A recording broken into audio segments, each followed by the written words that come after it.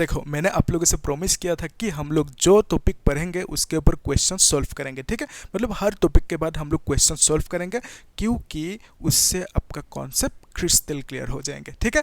तो देखो हम लोगों ने जो लास्ट क्लास में टॉपिक पढ़ा था कॉम्बिनेशंस ऑफ कैपेसिटर, ठीक है। तो हमने इन टोटल 4 क्वेश्चन चूज किए थे। तो लास्ट क्लास में यानी लेक्चर नंबर 18 के पार्ट 1 में आप बोल सकते हो, उसमें हम लोगों ने ऑलरेडी 2 क्वेश्चन सॉल्व कर लिया, ठीक है। आज के इस लेक्चर में और 2 क्वेश्चन सॉल्व करेंगे, तो इन टोटल 4 क्वेश्चन इसी टॉपिक के ऊपर, तो आपका कॉन्सेप्ट्स ऑब्वियसली क्लियर हो जाएंगे, है ना।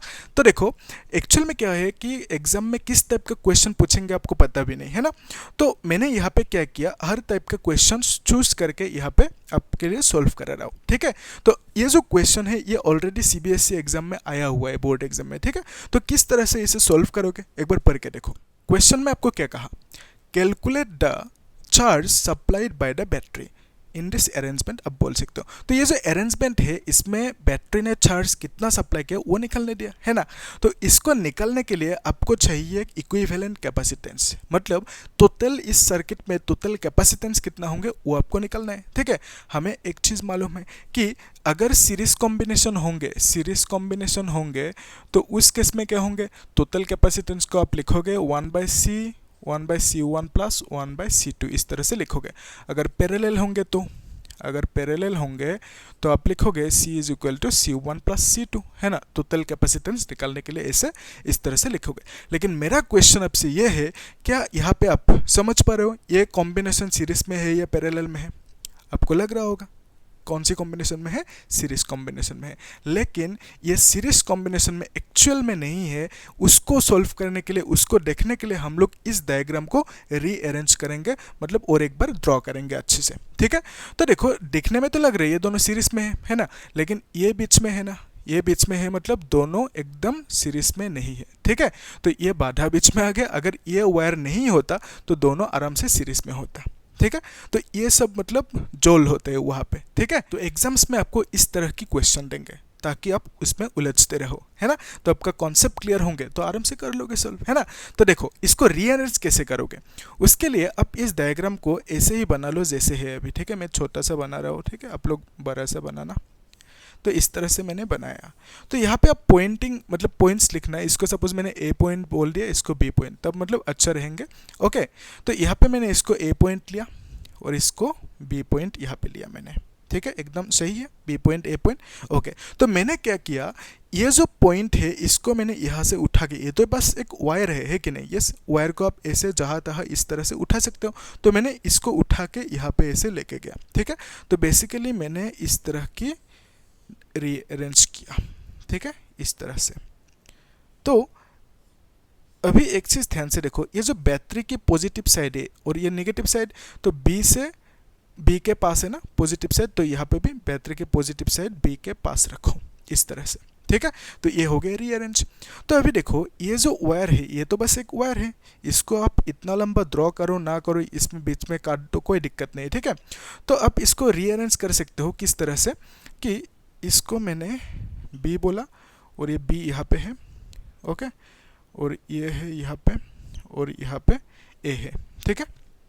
इस तरह की सेटअप है। तो ये ए है पॉइंट और इसको मैंने बोल दिया बी, ओके। तो यहाँ से यहाँ तक इसमें कुछ कैपेसिटर है कि नहीं है, तो इसका मतलब ये एक एक्स्ट्रा वायर है, ठीक है। तो एक्स्ट्रा वायर को काट के मैं इसको इस तरह से ज्वाइन कर सकता हूँ, है ना। तो बी से मैंने क्या किया, इस तरह से ज्वाइन कर दिया इसको, ठीक है। और यहाँ पे जो ए है, ए के साथ एक बैटरी है ना, इस तरह से जैसे तैसे आप बना लो, ठीक है। तो अभी देखो हुआ कि नहीं, ये बस एक वायर है, जैसे भी आप बनाओ लेकिन कॉन्सेप्ट को यूज़ करके, ठीक है। तो यहाँ पे मैंने क्या किया, जो ए पॉइंट है, ये जो बी पॉइंट है, ए और बी के बीच में क्या है, एक कैपेसिटर है ये वाला, ठीक है। इसका नाम क्या है, C2। तो ए और बी के बीच में C2 है, तो मैंने क्या किया, ए और बी के बीच में C2 रख दिया इस तरह से, ठीक है। तो वायर को काट के शॉर्ट कर दिया, ठीक है। तो फिर यहाँ पे ए और बी के बीच में क्या है, ये C1 है, यहाँ पे भी ए और बी के बीच में ये C1 है, ठीक है। तो ए और बी के बीच में क्या है, इस वायर के थ्रू एक बैटरी लगा हुआ है ना, तो यहाँ पे भी ए और बी के बीच में एक बैटरी लगा हुआ है। तो इस तरह से आप लोग ऐसे मतलब बना सकते हो, रीअरेंज कर सकते हो। अभी आप देख पा रहे हो ये दोनों पैरेलल कॉम्बिनेशन में है, ठीक है। तो जब पैरेलल कॉम्बिनेशन में होंगे टोटल कैपेसिटेंस कितना होंगे, C is equal to CU1 plus C2, ठीक है। तो C1 की वैल्यू कितना है 5 माइक्रोफेरेड है ना, तो 5 माइक्रोफेरेड, ओके। तो प्लस 6 क्या लिखोगे ये फेरेड ना, तो C2 की वैल्यू 6 माइक्रोफेरेड, ठीक है, 6 माइक्रोफेरेड। बेसिकली यही फॉर्मूला लगा दिया पैरेलल के लिए है ना। तो आंसर कितना आएंगे 11 माइक्रोफेरेड, ये आंसर आ जाएंगे, ठीक है। तो माइक्रो की वैल्यू कितना है 10⁻⁶ आप ये जानते हो, ठीक है। तो आपको क्या पूछा कि चार्ज कितना निकलेंगे बैटरी से, यानी टोटल जो ये सर्किट है इस सर्किट में कितना चार्ज होंगे, ओके। तो चार्ज के लिए आप फॉर्मूला लगाओगे, मैं यहाँ पे कर देता हूँ, आप लोग कर लेना, ठीक है, अच्छे से। C is equal to Q by V formula है, तो Q इज इक्वल टू क्या लिखोगे C भी लिखोगे, ठीक है। तो C का वैल्यू कितना आया 11 माइक्रोफेरेड, माइक्रो मतलब 10⁻⁶, ठीक है। तो बैटरी का वोल्टेज कितना है 10 वोल्ट आपको देख के रखा, ठीक है। तो आंसर कितना आएंगे 110 इंटू 10⁻⁶ चार्ज किया साइन कूलम, ठीक है। तो इसको आप लोग ऐसे भी लिख सकते हो 110 माइक्रो कूलम, तो ये हो गए आंसर, ठीक है। तो बेसिकली जो चार्ज होंगे बैटरी से जितना चार्ज निकलेंगे वो अमाउंट कितना होंगे इतना सा होंगे 110 माइक्रो कूलम। तो आप लोग देख लो एक बार अच्छे से आ रहे कि नहीं समझ में। तो मैं इसको मिटा देता हूँ, आप लोग क्वेश्चन को पढ़ो, है ना।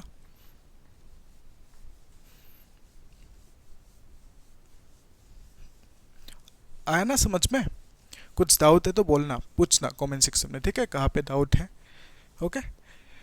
तो ये जो क्वेश्चन है इसमें एक डायग्राम देख के रखा आपको, तो डायग्राम को मैं बना देता हूँ यहाँ पे, ठीक है। तो ये पॉइंट है, इस पॉइंट का नाम है A, यहाँ से एक कैपेसिटर है यहाँ पे, है ना। तो ये पॉइंट है, तो फिर ये पॉइंट है, यहाँ पे एक कैपेसिटर है, ठीक है। तो यहाँ पे एक कैपेसिटर है इस तरह से, ओके। यहाँ पे एक कैपेसिटर है, ठीक है। तो फिर यहाँ पे एक कैपेसिटर है और फिर यहाँ पे एक कैपेसिटर है, बाप रे बाप कितना कैपेसिटर, बहुत ज़्यादा दे दिया। यहाँ पे B पॉइंट है, ठीक है। तो इसका वैल्यू कितना है 40 माइक्रोफेरेड, ठीक है। इसका वैल्यू है 60 माइक्रोफेरेड, ठीक है। तो इसका वैल्यू कितना है 60 माइक्रोफेरेड, ओके। फिर इसका वैल्यू है 60 माइक्रोफेरेड, ओके। इसका वैल्यू है 10 माइक्रोफेरेड, ओके। इसका वैल्यू कितना है 10 माइक्रोफेरेड, ठीक है। ये वैल्यूज आपको देकर रखा। आपको क्वेश्चन में क्या पूछा कि इक्विवेलेंट कैपेसिटेंस कितना होंगे, और पूछा कि लास्ट में इक्विवेलेंट कैपेसिटेंस निकालने के बाद, ओके, अगर एक 100 वोल्ट की बैटरी वहाँ पे लगा दो अक्रॉस A एंड B, तो उस केस में चार्ज कितना फ्लो होंगे इस सर्किट में, ठीक है। आया समझ में, क्या दिखने में कॉम्प्लिकेटेड लग रहा है क्या? एक्चुअल में ये इजी क्वेश्चन है, ठीक है, क्योंकि आपके पास अभी कॉन्सेप्ट की फंडर है, ठीक है। आपने वीडियोस देख लिया, आराम से समझ लिया चीज़ों को। देखो ध्यान से कैसे सॉल्व करोगे। एक्चुअल में क्या है, ये तीनों कैपेसिटर्स के हैं, ये तीनों कैपेसिटर सीरीज में है, ठीक है। तो तीनों कैपेसिटर्स को अगर इन तीनों का वैल्यूज निकालो, आपको टोटल कैपेसिटेंस निकालने दिया, ठीक है। तो उसके लिए आपने क्या किया, पहले इन तीनों को निकाल लिया, ठीक है। तो आप क्या लिखोगे 1/60 सीरीज में होने से इस तरह से लिखोगे, है ना, 1/C1 plus 1/C2 plus 1/C3, है ना। तो 1/60 प्लस 1/60 प्लस 1/60, ठीक है। तो ऐसे लिखोगे प्लस 1/60, तो क्या मिलेंगे आपको टोटल कैपेसिटेंस, मतलब इन तीनों की जो कॉम्बिनेशन है टोटल कैपेसिटेंस वो मिल जाएंगे आपको, ठीक है, ओके। तो इसको आप लिख सकते हो 3/60, है ना। तो फिर आंसर कितना आएंगे 1/20 आएंगे, ठीक है। तो बेसिकली ये क्या था, ये 1/C की वैल्यू था, है ना। तो C इज इक्वल टू कितना होंगे, C इज इक्वल टू 20 हो जाएंगे, ठीक है। तो एक्चुअल में माइक्रो फराड होंगे, माइक्रो है ना। तो इन तीनों की जो टोटल कैपेसिटेंस होंगे वो होंगे 20 माइक्रोफेरेड। तो उसके लिए हम लोग डायग्राम को रीड्रॉ करते हैं, ठीक है। यहाँ पे A पॉइंट है, ओके, ये कैपेसिटर है, ये पॉइंट है ना। तो फिर और एक काम कर सकते हैं, साथ में इन दोनों का भी निकल सकते हैं, ठीक है। ये दोनों क्या है, पैरेलल में है, ठीक है। इन दोनों का जो टोटल कैपेसिटेंस होंगे वो कितना होंगे, ऑब्वियसली डायरेक्टली सम कर दो, 10 + 10 = 20, ठीक है। तो इस तरह से आप लोग लिख सकते हो, ओके। इन दोनों को मिला के ये बना दिया, ठीक है। और ये से जा रहे हैं, ओके। तो फिर ये B पॉइंट है, इस तरह से B पॉइंट है ये, ओके, तो यहाँ पे ये एक बना दो, एक बना दो, ये कितना आसान है। देखो तो क्या किया मैंने, इन दोनों को मिला के ये बना दिया। इसका वैल्यू कितना है, इसका वैल्यू तो ऑलरेडी 40 माइक्रोफेराड है, तो इन दोनों को मिला के कितना हो गया 20 माइक्रोफेराड है। ठीक है, 10 + 10 = 20। पैरेलल में होने से अब सीधा ऐड कर सकते हो C1 + C2, अब जानते हो ये। तो इस केस में क्या हुआ, इन तीनों को कंबाइन करने के बाद जो आंसर है वो कितना है 20 माइक्रोफेराड। ठीक है, यही तो आया। तो अभी ये दोनों पैरेलल में है कि नहीं, ऑब्वियसली है दोनों पैरेलल में। तो अब क्या करोगे, दोनों का कॉम्बिनेशन करके निकालोगे वैल्यू, कितना आएंगे, ऑब्वियसली 40 आएंगे, है ना। पैरेलल में होने से डायरेक्टली आप सम कर सकते हो, 20 + 20 = 40। तो नया डायग्राम कौन सी होंगे, इस तरह से आप लोग जितना नया डायग्राम बनाते जाओगे उतना आपका दिमाग में चीज़ें क्लियर होते जाएंगे। ठीक है, तो आप लोग आराम से डायग्राम बनाते जाना। ओके, तो इन दोनों को कंबाइन करने के बाद 40 होंगे, तो नया कैपेसिटर को, ये तो ऑलरेडी 40 है ना, तो नया कैपेसिटर को मैंने ये बना दिया, ये बी पॉइंट है। ठीक है, तो इन दोनों को मिला के मैंने ये बना दिया, और ये कितना आएंगे 40 माइक्रोकूलम। ठीक है, तो अभी ये दोनों क्या है, सीरीज में है, तो अब क्या करोगे, ये ए पॉइंट दोनों को मिला के एक कर दो, है ना, तो ये बी पॉइंट है। ठीक है, तो दोनों को मिला के एक करोगे, यानी आप लिखोगे 1/40 + 1/40। ठीक है, तो आंसर कितना आएंगे 2/40, है ना, यानी आप बोल सकते हो 1/20। ठीक है, तो इसको उल्टा कर दो, आंसर कितना आएंगे 20 आएंगे। तो बेसिकली दोनों को ऐड करने के बाद जो टोटल कैपेसिटेंस आएंगे वो कितना होंगे 20 माइक्रोफेराड। ठीक है, तो बेसिकली ए और बी के बीच में, यानी ये जो पूरा का पूरा सर्किट है, इसका इक्विवेलेंट कैपेसिटेंस यानी टोटल कैपेसिटेंस कितना होंगे 20 माइक्रोफेराड। क्लियर है यहाँ तक। हाँ, तो आपको अभी क्या पूछा कि इस सर्किट में कितना चार्ज फ्लो करेंगे अगर आप ए और बी के बीच में एक 100 वोल्ट की बैटरी लगा दो तो। ठीक है, देखो एक बार कर पाओगे कि नहीं, खुद से सोचो, करने की कोशिश करो। आपको बोला, क्या बोला कि अगर ए और बी के बीच में अभी एक अगर 100 वोल्ट की बैटरी लगा दो, ठीक है, तो उस केस में कितना चार्ज फ्लो होंगे इस सर्किट में, यानी इस सर्किट में आप बोल सकते हो। ठीक है, तो कितनी 100 वोल्ट की बैटरी।